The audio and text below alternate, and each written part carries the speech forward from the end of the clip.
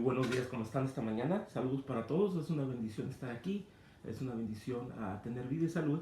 El Señor ha sido muy bueno con nosotros, nos sigue trabajando en nosotros físicamente, nos estamos mejorando, gracias a Dios. Le doy gracias a Dios por la salud de mi hija, le doy gracias a Dios por lo que está haciendo con mi esposa también, que Él está sanando, le doy gracias y toda la gloria a Él.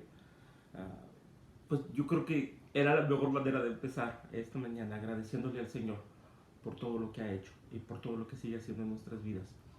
Muy buenos días, buenas tardes, buenas noches, donde quiera que usted nos esté viendo. Saludos una vez más de parte de su pastor y amigo Francisco Vázquez. Esta mañana vamos a continuar con nuestro estudio en la primera carta de los Tesalonicenses, en el capítulo 4, en los versículos 13 y 14. Vamos a continuar con nuestro estudio acerca del regreso de nuestro Señor Jesucristo, de su venida, de la segunda venida, como se le llama. Uno de los fundamentos de nuestra fe. Ya que nos presentamos, ya que le dimos gracias a Dios, pues vamos a empezar en oración esta mañana. Espero que todos traigan algo con que escribir, algo con una pluma, algo en que escribir, su Biblia. Vamos a estar dando argumentos, vamos a estar dando información, vamos a estar dando versículos para que usted también en su tiempo libre, que durante este tiempo aquí en California tenemos bastante tiempo libre algunas personas, se dedique a estudiar la palabra de Dios, que siempre es muy bueno.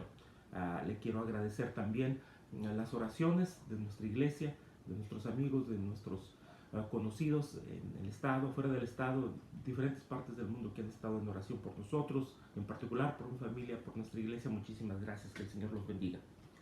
Entonces vamos a empezar en oración esta mañana. Vamos en oración, acerquémonos al trono de gloria en esta mañana. Padre Celestial, te damos gracias por darnos vida y salud. Te doy gracias por la presencia de tu Espíritu Santo.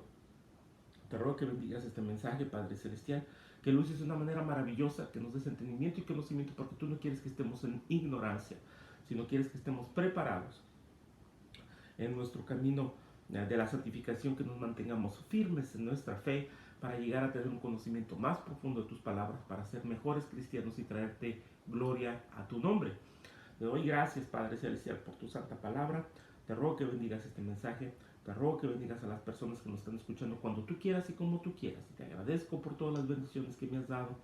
Te pido que bendigas a aquellos que nos han bendecido y que bendigas la lectura de tu santa palabra. En nombre del Padre, del Hijo y del Espíritu Santo, en nombre de nuestro Señor Jesucristo, te damos gracias. Amén.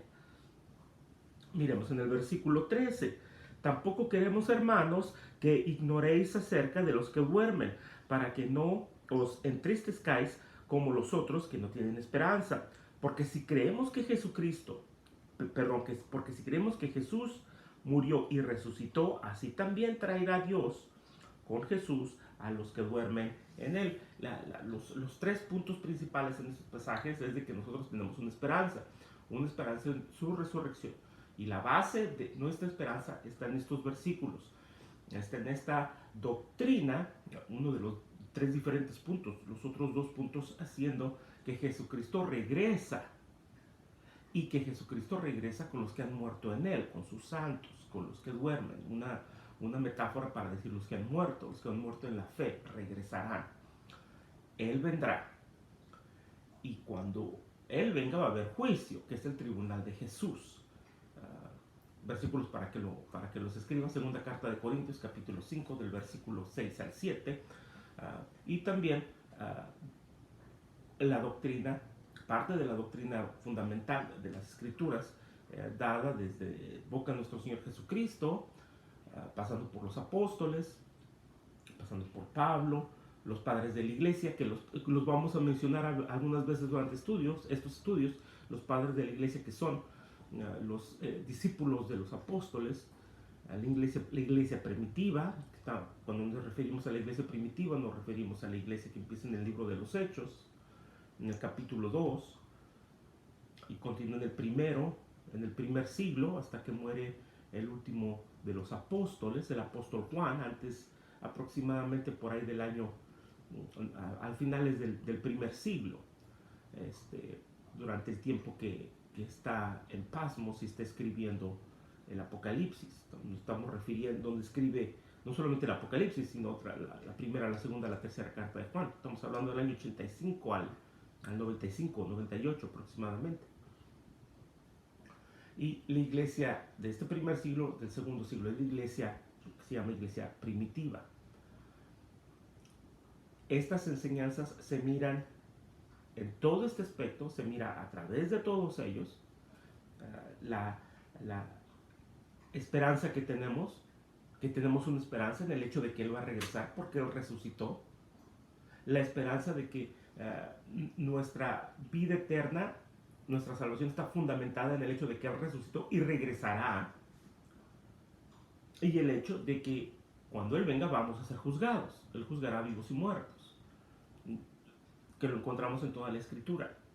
Estos versículos, el apóstol Pablo, guiado por el Espíritu Santo, les da este fundamento a los tesalonicenses que ya se los había enseñado antes, pero por diferentes circunstancias, ya sea porque su visita cuando estableció la iglesia en el libro de los Hechos capítulo 17 fue muy corta por la persecución, recordemos que tuvo que huir, o porque no ha tenido tiempo de continuar discipulándolos, no ha tenido tiempo de seguir enseñándoles. Es por eso que manda a Timoteo, para que los afirme en la fe, o porque simplemente ha llegado una herejía y ha enseñado algo contrario, que Jesucristo ya regresó o que la resurrección de los muertos no es cierta. Se ha creado esta necesidad de continuar agregando a la fe de los tesalonicenses, como es la necesidad de que nuestra fe siga siendo afirmada a través de la santificación, que en este camino de santificación en el cual nosotros vamos como creyentes, creciendo espiritualmente, siguiendo el ejemplo y pareciéndonos al ejemplo de Jesucristo, nuestro conocimiento siga creciendo, siga aumentando para poder entender más. Dice el apóstol Pablo, no queremos que estemos en ignorancia. Dios no quiere que estemos en ignorancia. Estos versículos, como ya lo hemos explicado varias veces, están escritos en el contexto práctico, en la parte práctica de esta carta.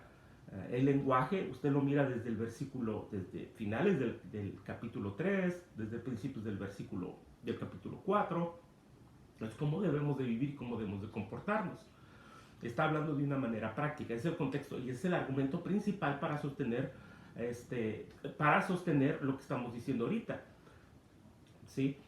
La realidad de esta esperanza, basada en la realidad de su regreso físico, va a regresar físicamente nuestro Señor Jesucristo y todo el mundo lo va a ver y todo el mundo se va a dar cuenta y todo el mundo va a reconocer que es el tiempo del regreso de nuestro Señor Jesucristo, es el tiempo del juicio, es el tiempo en que vamos a darle cuentas a Él, como cristianos en el tribunal de Jesús, como el juicio general para los creyentes y los no creyentes en el gran trono de Dios, el gran trono blanco, como se le dice también. Así que vamos a empezar con varios puntos que quiero hacer esta mañana. Primero que nada, Pablo espera el regreso de Jesús en su vida. Y es una gran enseñanza que nuestro Señor Jesucristo les da a sus discípulos, que esperen su regreso en el tiempo en el cual estamos viviendo. Jesucristo va a regresar. Tenemos esa esperanza en que Él va a regresar y nosotros tenemos que continuar con esta esperanza, y es la esperanza que nos da a nosotros para continuar en la fe de que lo vamos a ver, vamos a verlo, vamos a recibir esta gran bendición de ser testigos de este evento. La palabra de Dios nos dice una y otra vez que estemos preparados para cuando esta venga, para cuando este suceso pase.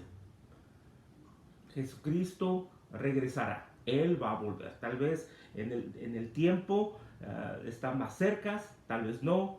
Dejen explico un poquito más esto, pero el hecho es de que Pablo, igual que los demás discípulos, igual que los demás apóstoles, igual que los padres de la iglesia, igual que la iglesia primitiva y las generaciones de cristianos desde el primer siglo hasta hoy, tenemos esa esperanza porque está fundada en las Escrituras, y esa enseñanza es doctrina básica para nuestra fe. Él va a regresar y Pablo lo está esperando. Pablo lo esperaba en su vida.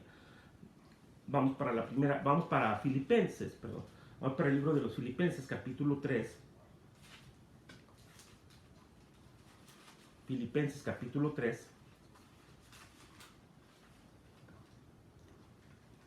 En el versículo 20.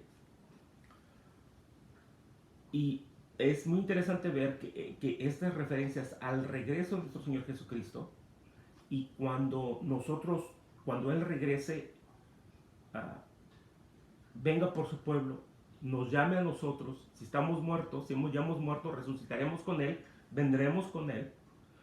Si estamos vivos, nos juntaremos con Él, ¿sí? Y el siguiente punto de la santificación es la glorificación. Es interesante ver cómo el apóstol Pablo, guiado por el Espíritu Santo, él y los otros apóstoles, cómo utilizan esta enseñanza en la parte práctica de cada uno de los libros del Nuevo Testamento. Los libros del Nuevo Testamento están divididos, permítame tantito, perdón.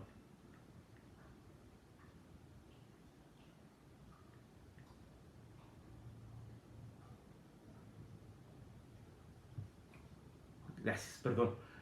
Como cada uno de los libros del Nuevo Testamento tiene una parte doctrinal en la cual nosotros nos aprendemos la doctrina, y después la parte práctica en cómo la aplicamos esa enseñanza en nuestras vidas diarias. Y es maravilloso ver cómo el Señor lo pone en la parte práctica, cómo tiene que ser algo de nuestro día a día, cómo tiene que ser algo que fundamenta nuestra fe. El apóstol Pablo escribiéndoles y hablándoles acerca de quiénes son ellos, de que sí, estamos en este mundo, vivimos en este mundo, pero no somos de este mundo. Como cristianos nosotros tenemos nuestra ciudadanía en el cielo, tenemos nuestra ciudadanía celestial en el cielo, tenemos nuestra vida eterna, tenemos nuestra salvación, tenemos un destino. Usted y yo sabemos a dónde vamos, tenemos esa esperanza, tenemos esa alegría, tenemos ese gozo de que tenemos vida eterna. Y el apóstol Pablo les dice en el versículo 20, mas nuestra ciudadanía está en los cielos, de donde también esperamos. Pablo está esperando el regreso de Jesucristo, igual que los demás. Estamos esperando, dice, de donde también esperamos al Salvador, al Señor Jesucristo. Tesalonicenses está escrito y dedicado y es llevado a los tesalonicenses, a la iglesia en Tesalónica, en el año 50 aproximadamente. Filipenses, Colosenses, la carta a Timoteo, Efesios. Todas estas cartas son las llamadas cartas de la primera y la segunda de Timoteo también. Todas estas cartas son las llamadas cartas de la prisión. Son escritas por el apóstol Pablo aproximadamente del año 63 al año 65, 66 tal vez. Estamos hablando de una diferencia de 10 a 15 años en que se escribe Tesalonicenses y se escribe Filipenses. Y la misma doctrina es igual. No cambia la doctrina, es la misma. ¿Sí? Después vamos a ver algunos ejemplos en la primera y la segunda carta de Juan, donde estamos hablando del mismo hecho, del regreso de Jesucristo. ¿Y qué pasará? Que está escrito, es la primera y la segunda carta de Juan, escritos a lo casi al final de la vida de Juan, del año 85 del 85 al 95, tal vez 98. Más de 30 años después de Tesalonicenses, casi 40 años después, es la misma doctrina. No ha sido cambiado, no se ha modificado, no ha sido trastocada por ningún evento. Muchos teólogos, muchas personas que tienen diferentes teorías acerca de cómo va a ser el regreso de Jesucristo le ponen mucha atención a lo que pasó en el año 70. En el año 70, aproximadamente 20 años después de Tesalonicenses, entre lo que pasa en el tiempo en que se escribe Tesalonicenses y las cartas de Juan, le ponen mucha importancia a los hechos que pasaron en ese año, en el año 70. En el año 70 es la destrucción del templo de Jerusalén, es la destrucción de Jerusalén, básicamente.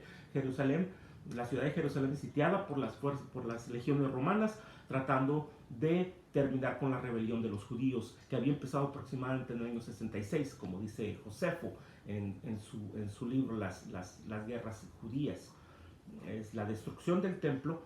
Y muchos teólogos, muchas personas que tienen diferentes teorías acerca de cómo va a ser el regreso de Jesucristo, le ponen o muy poca o demasiada importancia a lo que pasa en el año 70. Incluso algunos que han llegado a los extremos de decir que todo lo que leemos en Apocalipsis, todo lo que leemos acerca del fin del mundo, ya pasó en el año 70. Sí, esos son extremos, los extremos siempre son malos.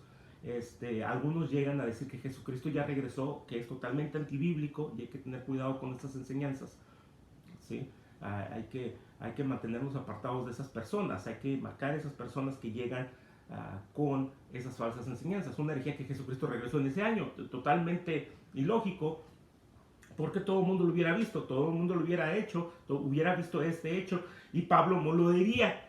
Pablo se los hubiera dicho. Nuestro Señor no quiere que estemos en ignorancia, nunca, es parte de nuestra relación con Él, y Dios quiere que sepa lo que está pasando, que nosotros tengamos un entendimiento en esta vida de su voluntad. Es lo que Él quiere. Va a haber un día, va a haber un tiempo en que todas las cosas van a ser reveladas y nosotros vamos a entender muchas cosas que hoy no entendemos. Pero Dios no quiere que estemos en ignorancia. Pablo sabía, estaba esperando el regreso de Jesucristo. Y él no lo sabía.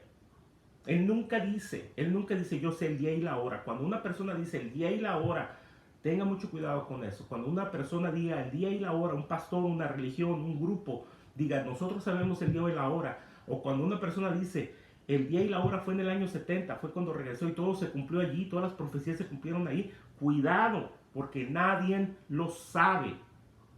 Nadie lo sabe. Que no se nos olvide las palabras de nuestro Señor Jesucristo. Mateo capítulo 24. Mateo capítulo 24. Acompáñenme por favor a este evangelio. Vamos a estar ahí en Mateo capítulo 24. Y también vamos a estar en el capítulo 25, porque está relacionado también con el juicio venidero. Mateo capítulo 24 y versículo 36, respondiéndole a nuestro Señor Jesucristo a las preguntas, a las interrogantes que tienen sus discípulos acerca del fin del mundo y los últimos días. Versículo 36 en el capítulo 24, nuestro Señor Jesucristo hablando, diciéndole a sus discípulos, esta es la doctrina que sale de la boca de nuestro Señor Jesucristo y es llevado por los apóstoles, sus discípulos, los padres de la iglesia primitiva, hasta el día de hoy. Así de sencillo, así de sencillo. Pero del día y de la hora nadie sabe, del día y de la hora nadie sabe, ni aún los ángeles de los cielos, sino solo mi Padre. Así de sencillo, el único que sabe es Dios, Él sabe el día y la hora, el único, nada más. Pablo nunca dice que él sabe, ninguno de los apóstoles dicen que ellos saben, ninguno de los padres de la iglesia dicen que ellos saben, ni los reformadores, ni de la época de la Reforma, ni ninguno de los grandes líderes de la iglesia, ni ningún movimiento religioso cristiano que ha sido llevado por el Espíritu Santo. Nunca nadie ha dicho ni la hora, ni el día, ni la hora, ni el día. Entonces se me hace muy curioso que de vez en cuando salen estas personas que tienen un pasado medio brusco y ellos dicen, no, nosotros sí sabemos. O sea, Dios no se lo reveló, Dios no se lo reveló a Jesucristo, a su Hijo en ese momento, no se lo reveló a los apóstoles, no se lo reveló a los padres de la iglesia y no lo ha revelado por 2000 años, pero a mí sí me lo reveló, yo sí sé. Tenga mucho cuidado con eso. Y también vemos lo que nos dice la palabra de Dios, Mateo capítulo 25. Mateo capítulo 25 va de la mano el regreso de nuestro Señor Jesucristo, el juicio, la glorificación, todo esto va de la mano. Si Jesucristo no resucitó de los muertos, entonces nuestra fe es vana, como dice el libro de los Corintios que vamos a ver ahorita. Entonces nos dice en el capítulo que sigue, en el capítulo 25 y en el versículo 31, y leemos desde el versículo 31 hasta, que será hasta casi el final hasta el 44, 46.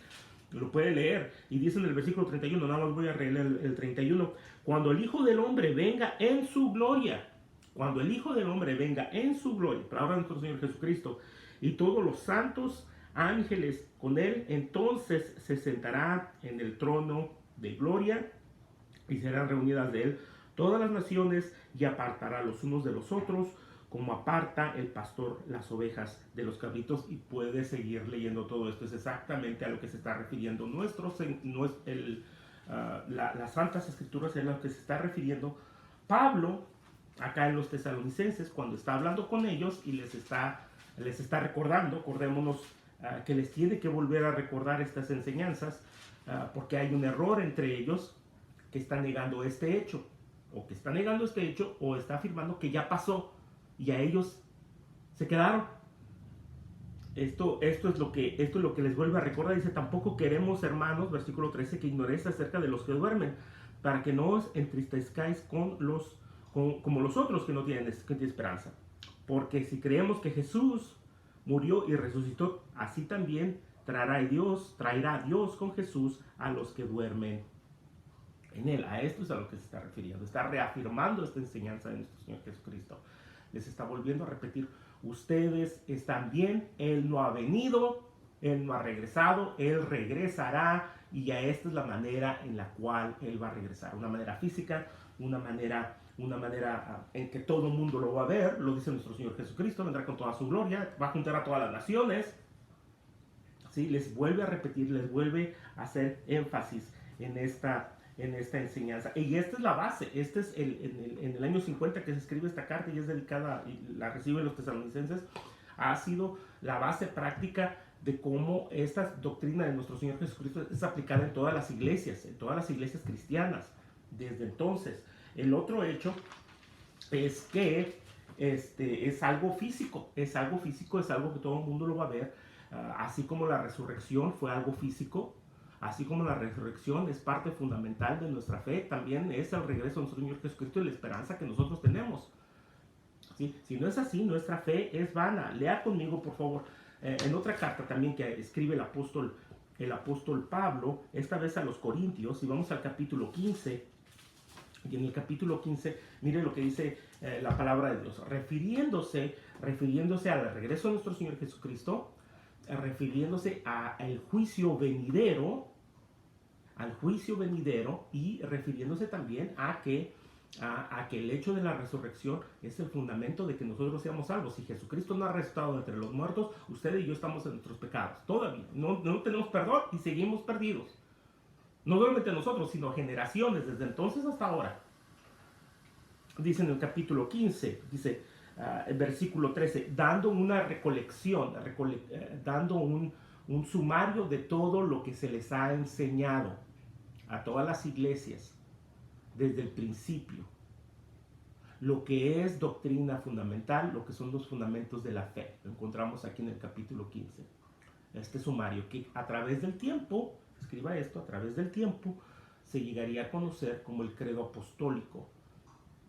Cuando empiezan las falsas doctrinas, cuando empiezan a entrar los diferentes grupos enseñando cosas contrarias, los cristianos de aquella época tienen que desarrollar un credo, una lista de creencias fundamentales y necesarias que son dadas en la Biblia, en las Escrituras, como fundamento de nuestra fe.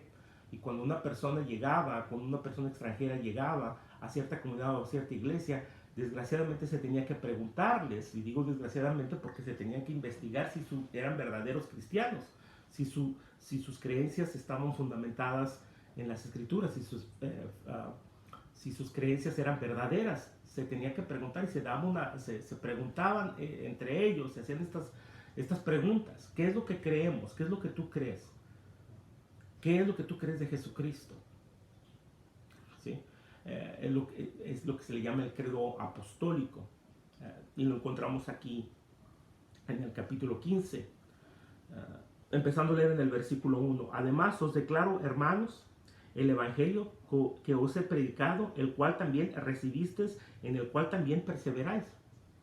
Es el mismo. Por el cual asimismo, si retenéis la palabra que os he predicado, sois salvos. Si no, creéis en vano. Si creen algo distinto. Porque primeramente os he enseñado lo que asimismo recibí, que Cristo murió por nuestros pecados, conforme a las Escrituras, refiriéndose a la profecía del profeta Isaías en el capítulo 54, del versículo 5 al 12.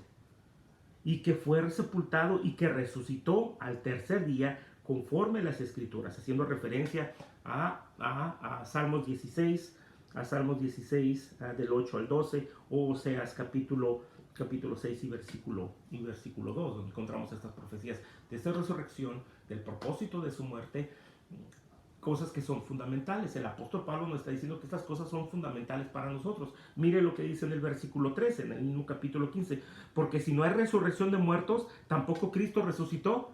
Versículo 14, si Cristo no resucitó, vana es entonces nuestra predicación, vana es también nuestra fe.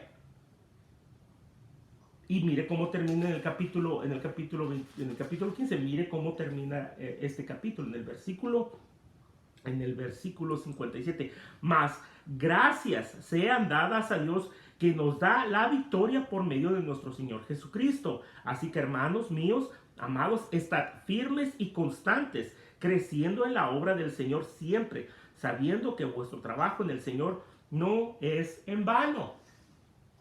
Dice, si Jesucristo no regresa, entonces nuestra fe es en vano. Estamos todavía en nuestros pecados. Pero no es así porque Él resucitó. Ha sido una resurrección física. Hay cientos de testigos, hubo más de 500 testigos. Él pasó más de 40 días con nosotros. Lo puedes seguir leyendo en el capítulo 15. Compartió con nosotros, habló con nosotros. Podemos leer en el libro de los Hechos, capítulo 1, del versículo 8 al 11, la ascensión. ¿Qué dicen los ángeles que están ahí con los apóstoles? Este mismo Jesucristo que asciende al cielo, regresará con su gloria. Y toda esta enseñanza va continuamente, no cambia, no es modificada. Si hubiera una enseñanza distinta, si la resurrección de los muertos ya no es cierta, o Jesucristo ya regresó, como era el error que se estaba esparciendo entre los tesalonicenses, entonces hubiera sido el momento perfecto para decirles eso. Pablo les hubiera dicho eso. Pablo se los había explicado. Pablo a los corintios, a las demás iglesias, lo tendríamos aquí claramente, porque Dios no quiere que estemos en ignorancia. Si nuestra fe no está fundada en la gracia de Dios, si nuestra fe no está fundada en su resurrección, bueno, estaría fundada en otra cosa. Estará fundada en otra cosa. Y Jesucristo, a través de sus palabras, desde el tiempo que estuvo aquí en su ministerio, ni los demás apóstoles me lo hubieran dicho. El hecho es de que Dios no quiere que estemos en ignorancia. Si fuera una verdad distinta, me lo hubiera dicho y le hubiera explicado. Entonces, ¿por qué tienen que pasar 500 años, 1000 años o 2000 años para que una persona salga por ahí y diga, no, yo tengo la solución? Yo ya lo escribí, yo ya lo estudié, lo aprendí, yo sé. No se lo dijo a Pablo, no se lo dijo a los apóstoles, pero fíjese, a mí sí me lo dijo, porque yo he estudiado mucho la Biblia y yo lo sé, mire. ¿Sí? Entonces, si Dios a sus hijos, a todos aquellos, a los apóstoles de Jesucristo, a los que Él escoge, ha escogido a través de la historia para llevar la palabra de Dios en profecías, literalmente a los evangelistas, a los misioneros, les ha revelado a través del poder del Espíritu Santo todas estas verdades. ¿Por qué se lo va a revelar a personas que lo niegan a Él? ¿Por qué se lo va a revelar a personas en un oscuro lugar 2000 años después? Se los va a revelar a ellos, a personas que al final de cuentas terminan negando quién es Jesucristo. La palabra de Dios nos dice que el que niega al Hijo niega al Padre, y el que no tiene al Hijo no tiene al Padre. Una y otra vez nos lo dice.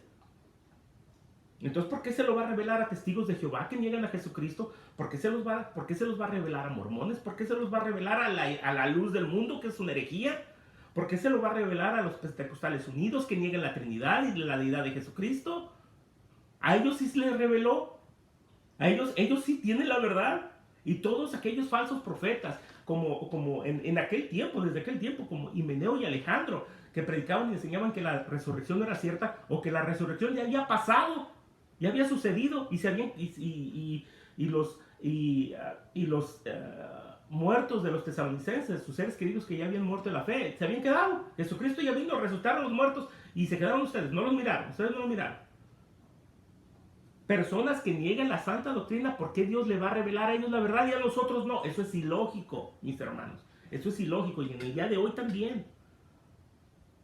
Sí, personas que niegan uno u otro aspecto de los fundamentos de la fe, ellos tienen la verdad y nosotros no. Claro que no, eso no es así. Eso no es lógico. Continuemos con esto porque se nos está acabando el tiempo y vamos para la primera carta de Juan, escrita aproximadamente del año 85 al 98 aproximadamente, y nos está haciendo referencia también el apóstol Juan de esto. Vamos a empezar a leer en el capítulo 2 y en el versículo 28, reafirmando dos cosas, una de tres cosas que vemos en Tesalonicenses capítulo 1, versículo 13 y 14, que la resurrección de los muertos, la esperanza que tenemos, y que Jesucristo regresa físicamente y que lo veremos. Primero aquellos que murieron con Él y después pues, todo el mundo. ¿Por qué? Porque viene el juicio. Versículo 28. Y ahora, hijitos, permaneced en Él. En Él, refiriéndose a Jesucristo. Para que cuando se manifieste, hablando de Jesucristo, tengamos confianza para que en su venida no nos alejemos de Él avergonzados. Así de sencillo. En el año 50, cuando se escribe la primera y la segunda carta de los Tesalonicenses, Jesucristo no ha regresado. En el año 85 al 95, tal vez 98, cuando se escribió esta carta, Jesucristo no ha regresado. Seguimos esperando su regreso. Todos los apóstoles, los padres de la iglesia primitiva, desde entonces hasta hoy, seguimos esperando su regreso. Y esto nos da esperanza, gozo y alegría. Porque cuando Él regrese, lo miraremos, estaremos con Él, se hará justicia y estaremos con nuestros seres queridos que han muerto en la fe. Versículo 29. Y si sabéis que Él es justo, sabed también que todo el que hace justicia es nacido de Él. Continuamos en el capítulo 3, en el versículo 1, dice: mirad cuál amor nos ha dado el Padre, para que seamos llamados hijos de Dios. Por esto, en el mundo no nos conoce, porque no le conoció a Él. Amados, ahora somos hijos de Dios, y aún no se ha manifestado lo que hemos de ser. Pero sabemos que cuando Él se manifieste, seremos semejantes a Él, porque le veremos tal como Él es. Y otro pasaje que leo antes de que se nos pase el tiempo, que nos habla de todo esto también. Vamos a leer en Colosenses, en el libro de los Colosenses, otra de las cartas de la prisión, o cartas de cuando Pablo estaba privado de la libertad. Colosenses, y vamos a empezar a leer en el capítulo 3,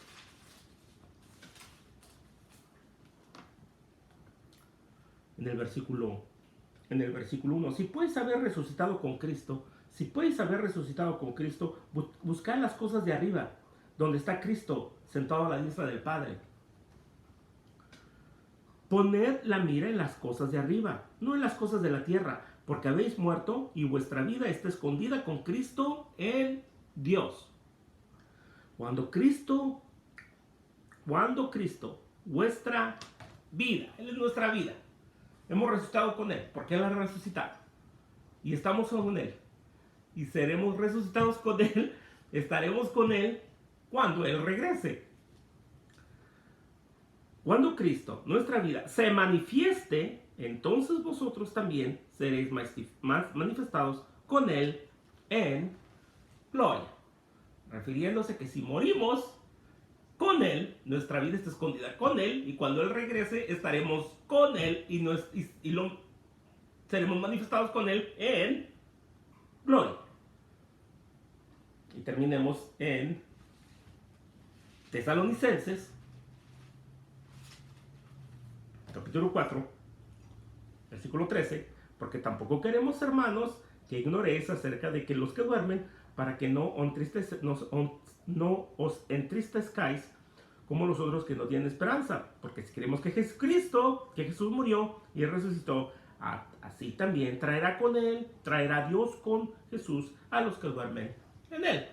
Los que están con Él, los que están con Él y van a regresar con Él, como lo dice Colosenses. Hay una referencia, Tesalonicenses fue escrito primero, Colosenses muchos años después, de 10 a 15 años después. La enseñanza es la misma, no ha cambiado. Nadie la debe de cambiar, nadie debe de quitar o agregar. a la palabra de Dios. Es la misma enseñanza, es la misma esperanza. Continuemos con esta esperanza. Oremos. Padre Celestial, te damos gracias por tu santa palabra. Te doy gracias por esta palabra, por este estudio. Te ruego que sea provechoso para nosotros y que nuestra fe, nuestra esperanza siga siendo construida, que se le siga agregando y siga siendo edificada para tu gloria en esta vida, para todos aquellos que están buscando una respuesta durante este tiempo de tribulación. Te pedimos por todo esto en nombre de nuestro Señor Jesucristo. Amén. Muchísimas gracias. Nos vemos en el próximo mensaje.